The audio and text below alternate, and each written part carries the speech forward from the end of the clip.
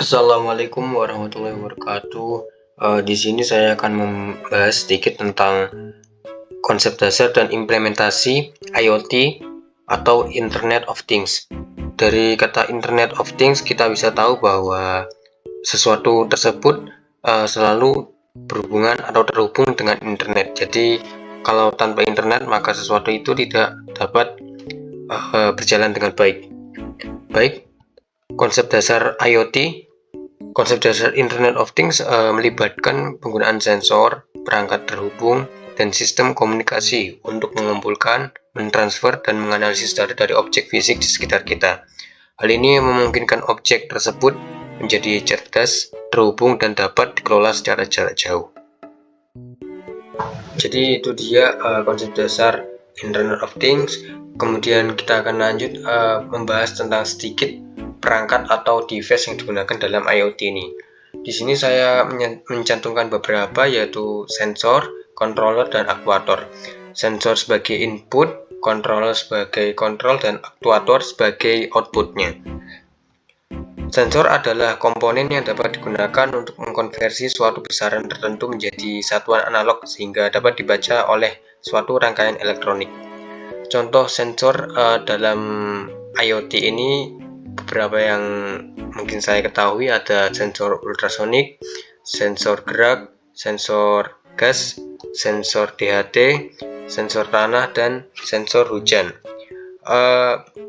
Dari keenam ini ada beberapa yang biasanya digunakan untuk smart home. Contohnya raindrop sensor, sensor hujan, kemudian sensor tanah, sensor DHT, dan sensor gas. Lanjut, kita akan membahas tentang controller. Controller atau disebut pengendali merupakan sirkuit digital yang berfungsi untuk mengontrol kerja komponen mekanik ataupun elektris lainnya dari piranti I/O. Jadi controller ini sebagai jembatan dari sensor menuju aktuator, kurang lebih seperti itu.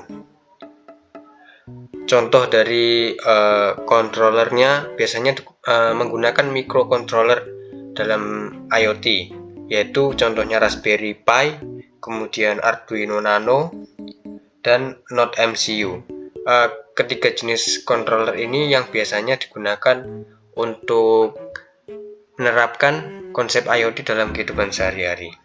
Kurang lebih seperti itu.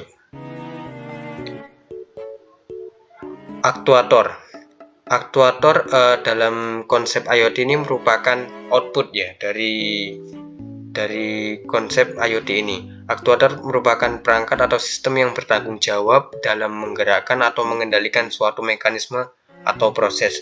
Jadi ketika input sudah dijalankan menuju controller, dan controller akan mengirimkan sinyal ke aktuator, dan aktuator akan memberikan output sesuai dengan nilai yang sudah ditentukan.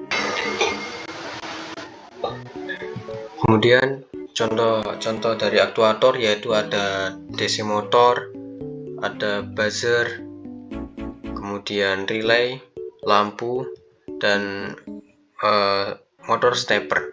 Jadi kelima ini merupakan beberapa contoh aktuator yang saya sebutkan sedikit, kurang lebih seperti itu.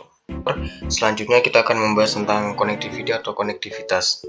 Jadi connectivity dalam konsep IoT ini merupakan suatu media yang menghubungkan ya dari perangkat satu ke perangkat lainnya.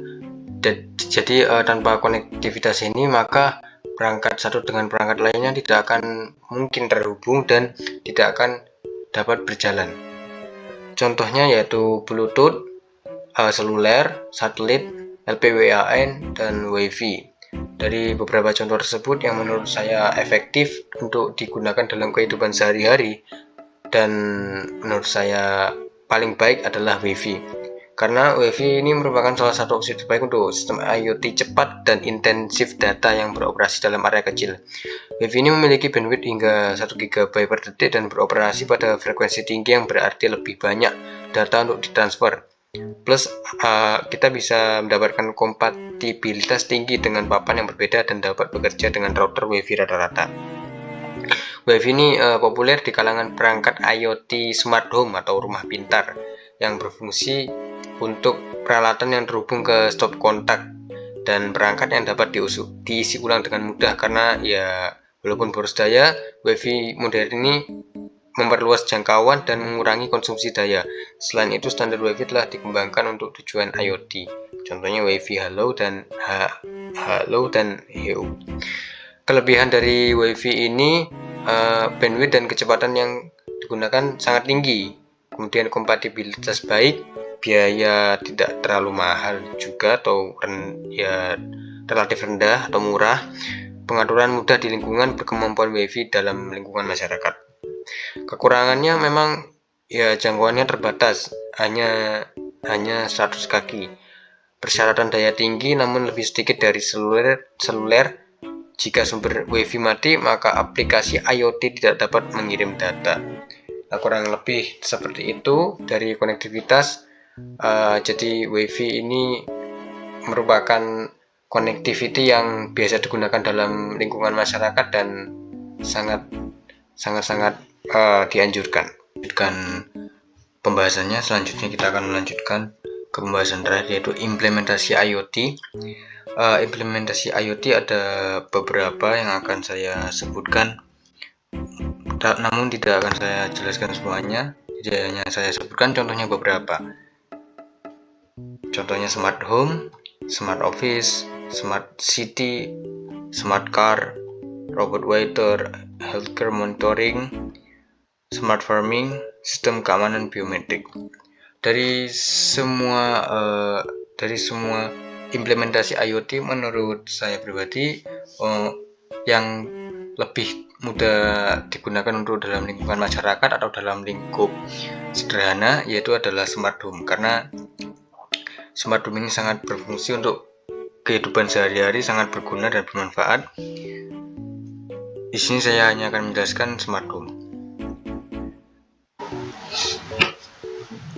IoT merupakan istilah yang digunakan untuk semua perangkat teknologi yang memungkinkan adanya koneksi internet. Lalu apa hubungannya IoT ini dengan smart home? Konsep smart home sebenarnya merupakan hasil integrasi dari IoT dengan tujuan memberikan pengalaman berumah tangga yang lebih efisien karena menggunakan sistem kontrol suara.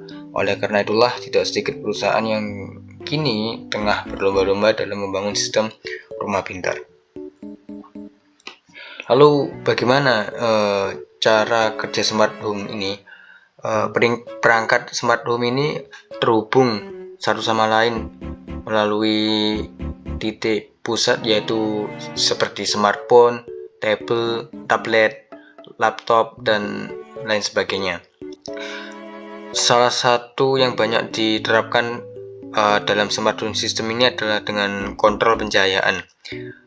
Kontrol ini memungkinkan pemilik rumah mengurangi penggunaan listrik dan mendapat manfaat dari penghematan biaya terkait energi.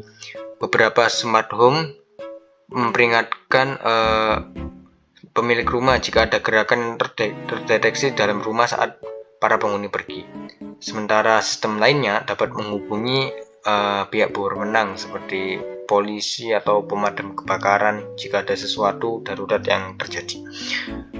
Setelah terhubung, layanan seperti bel pintu, kemudian sistem keamanan, dan peralatan smart home system lainnya akan menjadi bagian dari IoT.